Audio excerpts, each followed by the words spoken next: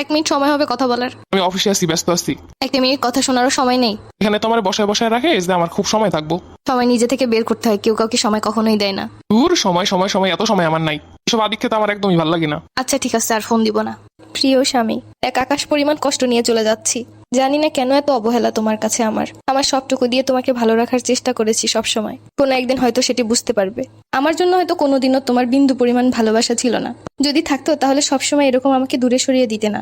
এইসব আচরণের জন্য সারা জীবন দূরে চলে যায়, এইটাই হয়তো চাইছিলে। ভালো থেকো। সেই ধরে ডাকতেছি, কোনো সারা শব্দ নাই। কই যে গেছে? ওইটা আবার কি?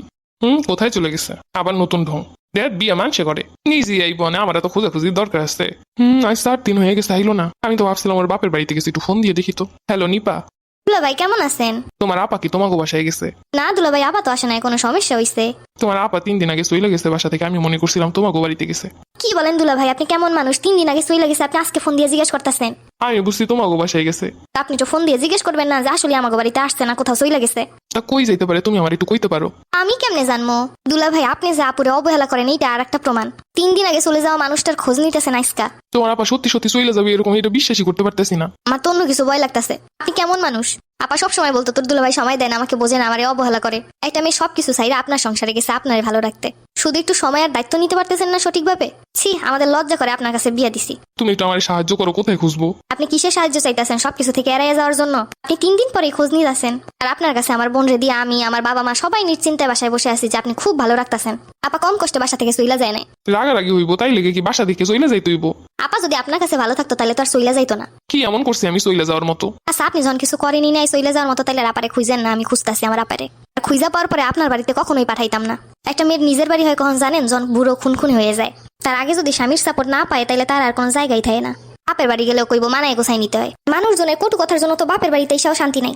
সেই সুযোগটা আপনার মতো পুরুষ মানুষই ব্যবহার করে। তোমার আপারে তো সবকিছুই দিতাছি, খাওন পরন। শুনেন দুলাভাই, আপনি যখন আমাকে বাড়িতে আহেন না, আপনার মাছের বড় মাথাটাই কিন্তু দেই। আপনি আসলে আপনার আপ্যায়নে কোনো কমতি রাখি না, কেন জানেন? কারণ আমাদের বাড়ির সোনার টুকরাটা আপনার কাছে দিছি, সে যেন ভালো থাকে। কিন্তু আপনারা তো তার ব্যবহার করেন। আমাদের বাড়ির উৎকৃষ্ট যদি কোনো জিনিস থাকে সেইটা মনে হয় আপনার কাছে দিয়ে দিছি। শুধুমাত্র খান পরন দিলেই সংসার করে হয়ে গেল? আগের মানুষ থাকতো না, সংসার করতো না। ও আচ্ছা আচ্ছা, তাহলে আমার দাদি আছে, নিবেন নাকি? ও চাইবেন এই যুগের, অথচ আচরণ চাইবেন আগের যুগের, তা তৈব না। আচ্ছা, আপনি আরেকটা কথা কোন তো, আপনার কোনো জায়গা দিয়ে কমতি রাখছে আমার আপা?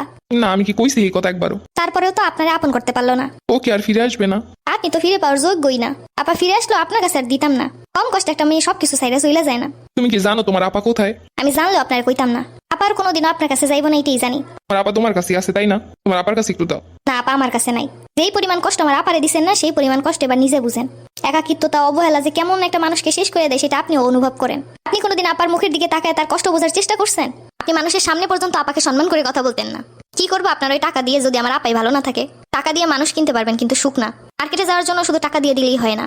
নিজে পছন্দ করে একটা জিনিস আনার ভিতরে যে ভালোবাসে সেটা আপনার মতো মানুষ বুঝবে না। আমার বাসাটা ফাঁক হয়ে আছে, তোমার আপারে পাঠিয়ে দাও। আমি ভুল করছি, আর কখনো এরকম ভুল হইব না। আপার যাইব না।